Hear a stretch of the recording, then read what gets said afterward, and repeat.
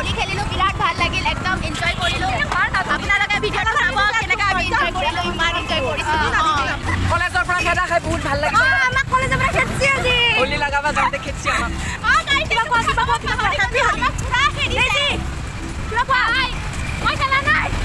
চবে তাকে ছাবস্ক্ৰাইব কৰিব লাইক কৰিব কমেণ্ট কৰিব বেল আইকনটো দবাই দিব